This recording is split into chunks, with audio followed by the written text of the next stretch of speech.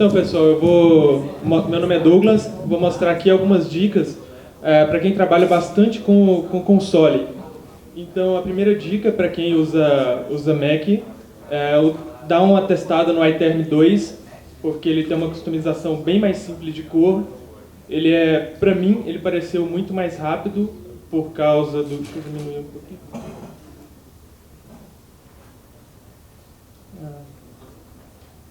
Então, para mim, ele parece bem mais rápido por causa do Workon. Para quem trabalha com o VirtualEnv Wrapper, a gente tem vários ambientes e no terminal, quando você abre a primeira vez, ele demora pra caramba para carregar.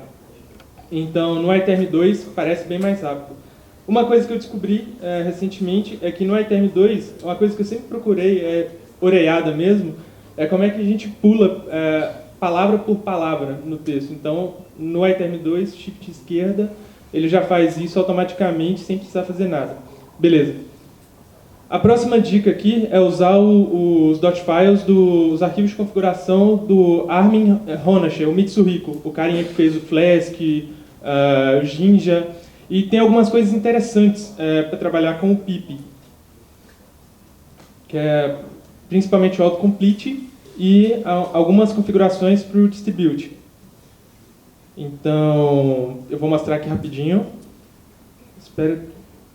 Não está muito agressivo, não. Então, aqui são algumas configuradoras de cor. Esse tema de cor aqui ele é baseado em um tema do TextMate. Então, aqui no tema do Vim que ficou meio estranho, porque ele é feito para usar com cor preto de fundo. Mas coisas interessantes dele, por exemplo. Então, a gente tem algumas opções aqui que eu fui comentando. E para quem desenvolve, para não escrever bytecode, então, ao invés de quando você instala alguma coisa, quando você vai criando, o Python não vai criando bytecode. Então, já tive alguns problemas com algum código que, ao invés de carregar o que estava lá modificado, ele carregava o bytecode. Então, você não achava um problema. Então, aqui ele não gera. Então, aqui é set brutal mode on, né? Então, aqui para baixo que é a parte interessante. Então, aqui eu forço o VirtualEnv para ele trabalhar com o distribute. Tem algumas configuraçõezinhas aqui. E aqui a partezinha de autocomplete do pip. Então eu posso chegar aqui. Chegar aqui, por exemplo, pip, tab.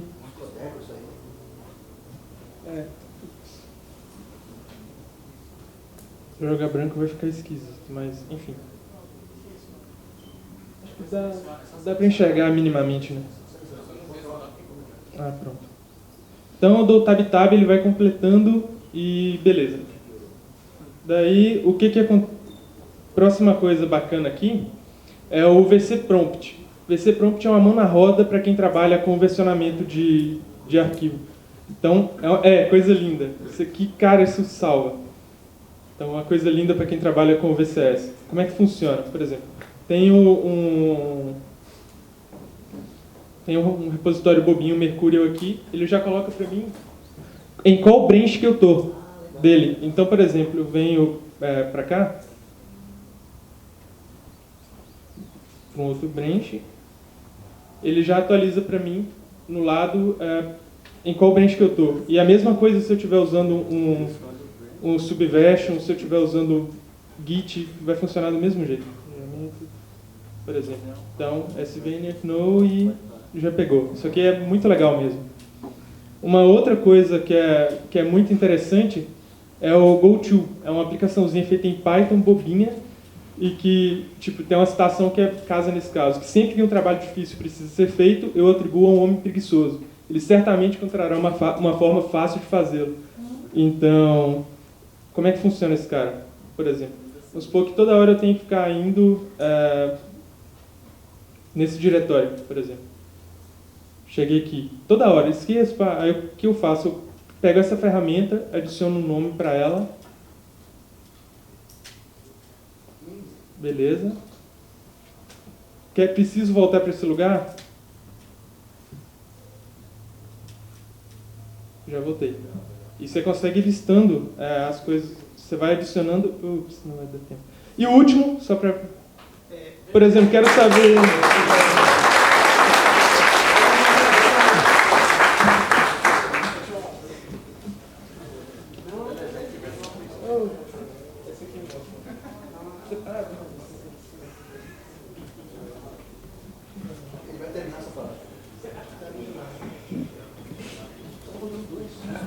Bom, antes de contar aí, né, deixa eu achar o meu credo.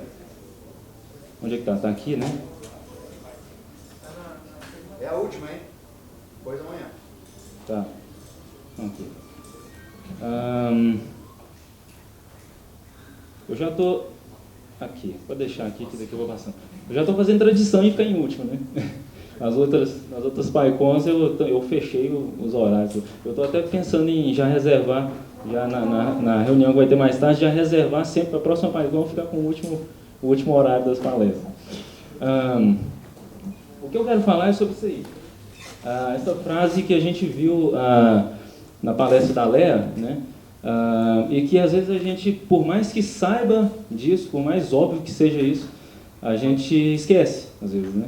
E aí, quando eu ouvi ela falando sobre isso aqui, sobre esse detalhe, né, da nossa profissão, eu lembrei de um caso que aconteceu há 2 semanas atrás comigo e o Luciano Ramalho. Eu trabalhei alguns 2 meses, tive um contrato de mentoria com a Bireme, e a gente teve que fazer um recurso lá, que seria suportar múltiplas versões de objetos ORM no Django. E teria que ter mais um recurso, que era de fazer referência estrangeira com vínculo preso àquele estado que o objeto estava no momento da referência. Quer dizer, se aquele cara mudou de endereço e você tinha feito o vínculo no endereço original, ele tinha que ficar preso ali. Todo mundo aqui, acredito que muitos de vocês devem conhecer o Django Reversions, né?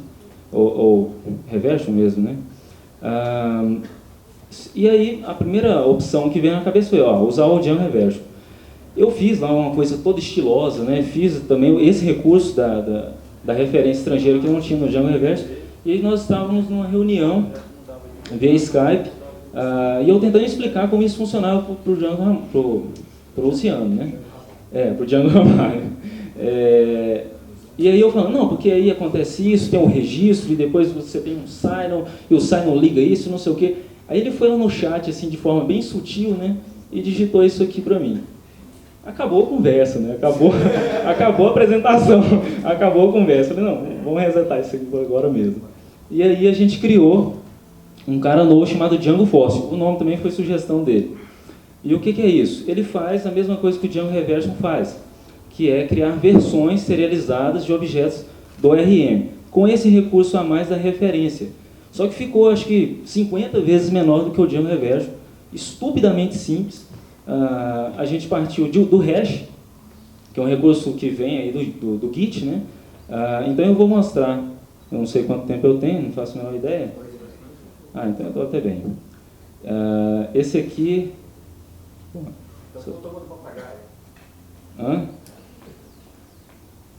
Tá, isso aqui acho que deixa eu maximizar isso aqui direito. Isso aqui é um fork meu, na verdade a versão oficial não fica aqui, tá? Então eu vou mostrar no readme. Tá dando para ler? Deixa eu ver se dá. Vou mostrar no readme, que é o que o tempo permite. Então basicamente o que ele tem? Ele tem um tipo de campo chamado Fossil Foreign Key, tá? E internamente ele tem uma classe de modelo onde ele armazena serializado aquele objeto. Há um recurso interno dele que ele permite que você crie o seu método de serialização e deserialização, mas o padrão são os recursos de serialização para JSON do próprio Django, tá? Então você tem ali 2 classes, por exemplo, que fazem um faz relacionamento com o outro, e você vai utilizar o Fossil Foreign Key ao invés do Foreign Key, tá? E feito isso, quando você fizer qualquer vínculo que seja, que é padrão, o jeito que já é feito no Django, ele internamente vai gerar uma versão, se houver necessidade, e vai fazer o vínculo com aquilo ali. E aí tem todo um recurso de proxy que embute isso aí, encapsula, e você só vê o resultado final. Basicamente ele é uma aplicação plugável, tá? Ele já faz praticamente tudo que o Django Reversion faz. O que ele não faz é muito simples de fazer, é criar um sign ou criar um recursozinho do admin, que era desnecessário para o nosso caso, mas basicamente ele dá a possibilidade, voltando lá no nossa tela, ele dá a possibilidade de você serializar um objeto ou obter as revisões que aquele objeto tem. Você vai colocar a aplicação no Installed Apps e usar o campo, e nada mais que isso, tá? Ou seja, por mais óbvio que seja, às vezes a gente esquece, mas é sempre bom contar com caras igual o Luciano Ramalho, né? Que é um mega arquiteto que serve de inspiração para a gente. Então é isso aí. O endereço oficial é esse aqui. Esse aqui é o fork que eu criei no GitHub. E é isso aí, o Django Fossil.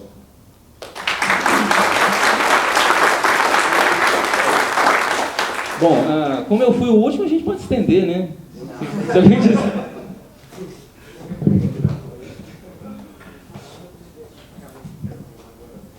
Bom, isso encerra a primeira sessão de palestras relâmpagos do evento. Nós teremos mais duas, uma amanhã no final do dia e a outra no sábado no final do dia, fechando o evento, inclusive. Isso, continuo encontrando o rapaz de preto ali, o MIB. Tinha mais um recado para dar, que é a respeito... amanhã de manhã as palestras, o pessoal não perder o horário, sei que hoje à noite vai ter muita gente saindo, mas enfim. Aqui, primeiras palestras de amanhã. Nessa sala aqui, melhorando a performance de projetos de Django, o Petri lá da UX. Lá na sala de baixo, começa também, nesse mesmo horário, às 9h. Vai ter Python e as eleições nas mídias sociais. Como ela ajudou a decidir o futuro do Brasil, com Rafael Jacinto.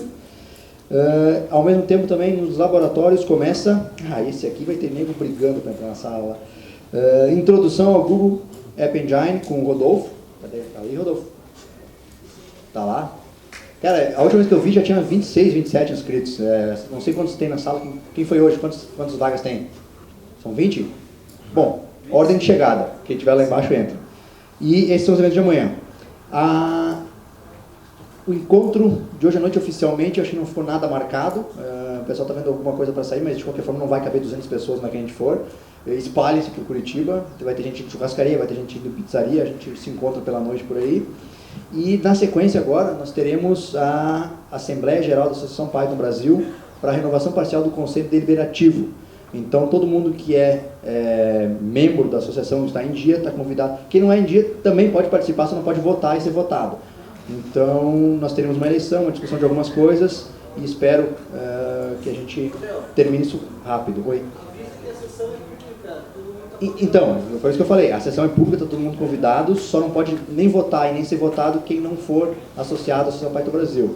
A ideia é para quem quiser entender o que a gente faz, pelo menos escutar o que a gente vai falar aí. De qualquer forma, o primeiro dia é isso, pessoal, muito obrigado.